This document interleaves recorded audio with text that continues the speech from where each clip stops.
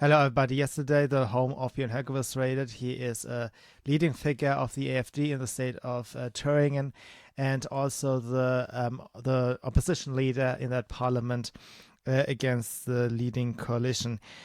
He has posted something on social media that spurred the investigation into him, and it is against, or the investigation is about hate speech, supposedly. And they were after a number of blog posts, but I could only really find one allegations to be specified in our media, which I'm going to explain to you in a second. It was a picture of Carola Rackete, who is a captain of one of those ships that are roaming the Mediterranean and then picking up all these migrants that pretend to be drowning. So Mr. Höcke was posting an image of hers, and he captioned it with the sentence, "I have imported torture, sexual violence, human trafficking, and murder." Now, the investigation into Mr. Höcke is about hate speech, and that in itself doesn't really require home searches. And the excuse is that they want to find out who drafted those words. And the idea is supposedly that he, a historian, an academic, was unable to come up with those words. And that there must be somebody who helped him with that, and therefore they had to search his home. And I think the actual reason is that it is chicanery. They want to intimidate members of the AfD or any opposition actually right now. And excessive investigations can serve as a punishment as well. So it's there are good reasons why home searches are usually restricted in democracies for very, very good reasons, like you want to prevent a terror attack, or you have reasons to believe that there is a murderer or somebody who has engaged in serious crimes, a rapist, a drug smuggler, something like this. For such cases, the police may get a warrant usually to search the home. But in this case, apparently it was sufficient to speculate that those words were not his own. And the basis of the investigation into him and the home raid is a law that prohibits the spread of discriminatory speech per se. So by me sharing the story with you, I'm actually incriminating myself in the case that these were actually illegal words. And so far there is no court verdict, but I'm putting myself into that risk. And because I like that, I'm reading it out to you again. So it was a picture of Carola Rackete, and it says, "I have imported torture, sexual violence, human trafficking, and murder." So that's a pseudo quote, obviously. And it is meant to insinuate that she actually imported torturers, people who are engaging in sexual violence, human trafficking, and murder. Now, what I've read in the newspaper is that the prosecutor assumes that this is somehow him saying that all migrants have committed rape, murder, and so on. But that is actually not what it says. I would even say that, even if he did say that, it would be so far-fetched that I think nobody would take it seriously, and it is not something like a person X has committed a murder or something, and then this person X is innocent. It is not a true case of defamation if you say, everybody and basically every reader, every listener knows it's not true. Then it's anything else. It can be some sort of a stylistic device. It can be a joke. It's the normal mode of speech. Most of us do not communicate in machinery readable terms. Most of us have a variety of stylistic devices we employ during speech, and most of it is not perfectly verbatim. We have a phenomenon that I like to describe as pseudo-autism, that the left pretends to suffer from a disease that makes them unable to decipher normal speech. And I think this is a case of that. Everybody, and just to incriminate myself evermore, I'm reading it again. "I have imported torture, sexual violence, human trafficking, and murder." It is obvious to every reader that she did not say that explicitly like this. So it's not him defaming Ms. Rakete as confessing into helping all these kind of crimes. He just says that her thinking is probably going somewhat along those lines. And she's not just any captain. She rose to fame by breaking the law when she tried to dock at the harbor of Lampedusa a while ago. That is an Italian port, and she came from the Mediterranean with some migrants on her ship. And when there was a Coast Guard boat trying to intercept her because she was explicitly banned from docking, she rammed that boat with her ship. And that was a dangerous situation for the men on board. So she has risen to fame with her illegal actions, and then she appeared on talk show after talk show and became an advocate for bringing in ever more migrants. And of course then the long-term consequences of her actions are the heightened crime rates, which includes violent crimes, mostly the murder cases, the rape cases, etc., etc. So it isn't actually wrong to say I have imported torture, sexual violence, human trafficking, and murder. Just read it a second time.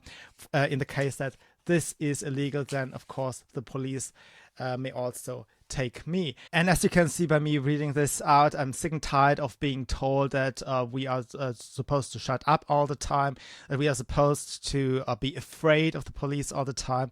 I can imagine, because I don't see this as a crime at all, and I think no proper reading of the law as is would suggest that this is a crime. And I think the police and the prosecutors are totally overstepping their mandate here.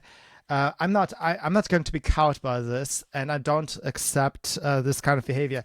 And I think even if the parliament decided to make a law that tries to prohibit saying something as innocent as this quote, I would not shy back, because ultimately this is so harmless. This is covered fundamentally by our rights to speech. And I'm well aware that the police may come into my home, may take my stuff at some point, trying to look for the origins of my own words, whatever excuse they may have. But I'm sick and tired of it, because at the speed our democracy goes down, there's no rescuing me anyways. And by the way, no matter how much lip service the left pays to protecting minorities and blah, blah, blah, blah, blah, when push comes to shove, none of these people will be there. If you have once relinquished all your powers, all your government controls, you have no ability to protect any minorities. This is all garbage, okay? It does not matter. The lip service does never matter. What matters is the controls of the government. Now, when it comes to Mr. Höcke, he has been made a persona non grata for years, with dubious reasons. I've heard a number of quotes. Every time, I mean, I've not looked into everything. He's a local politician, so it's not like I was investigating everything he says. But of the quotes that I've heard, most of them were either taken out of context, or they were never looking into the potential context. I remember him saying that immigrants very often follow an R strategy rather than a K strategy. I hope I'm not flipping that. So they have a short-term approach to life, like they want to have many children very fast.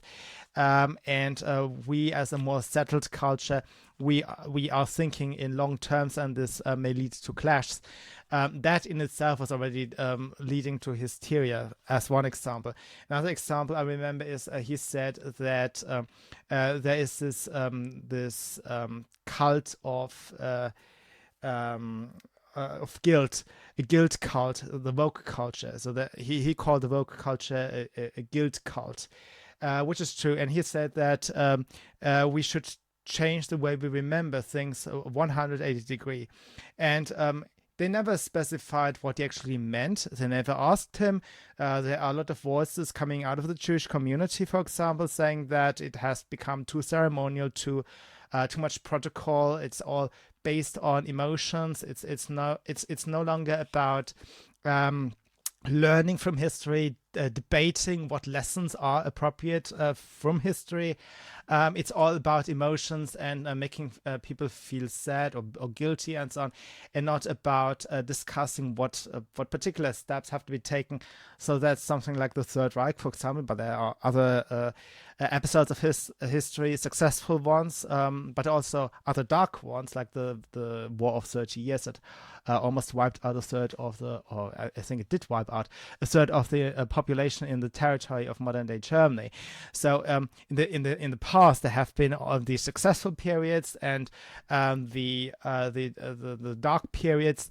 And to learn from history, of course, one cannot just play some emotional games and weaponize aspects of history to mute, for example, political opposition.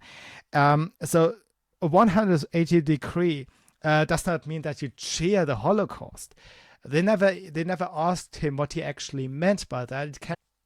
I must also say that I have seen a lot of statements from him that suggest that he has very different politics from myself when it comes to spending, for example, when it comes to the Middle East, and in many ways. So it's not like we are particularly close when it comes to politics, even though we share, for example, the attitudes towards immigration.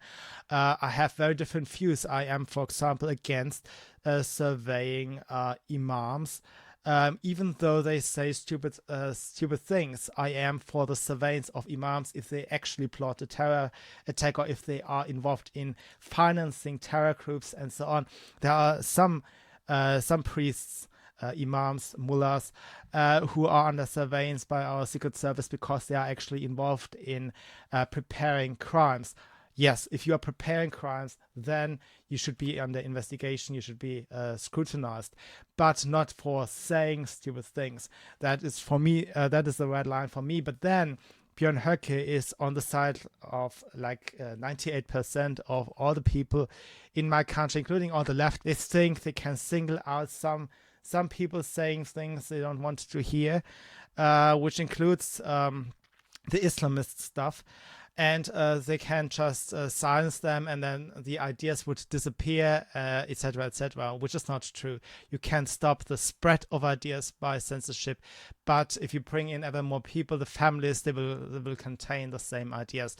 An improvement of the mind can only be achieved by open debates, and only by open debates, because if ideas are not countered, they don't go away.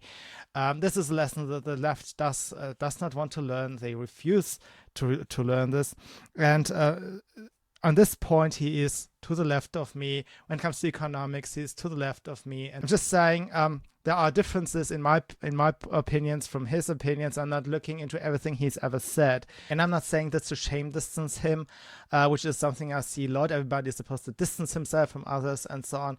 I'm just saying that he speaks from himself. I'm not going to investigate everything he's ever said. I speak for myself, and I would do the same when it comes to Islamists. Like I said, an Islamist preacher shall continue to speak. My approach is to counter-speak when I hear something that's stupid.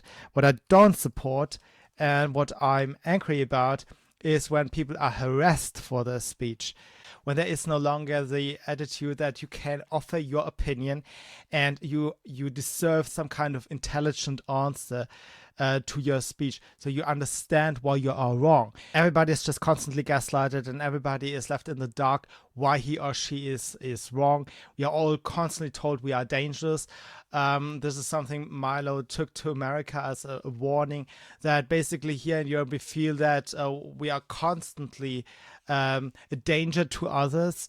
We are told that a wrong word, a wrong joke poses a danger to other people, and I'm sick and tired of being treated as if I were somewhat toxic and must be set aside. That was it for today. Thank you for listening, and I'll see you soon. Bye.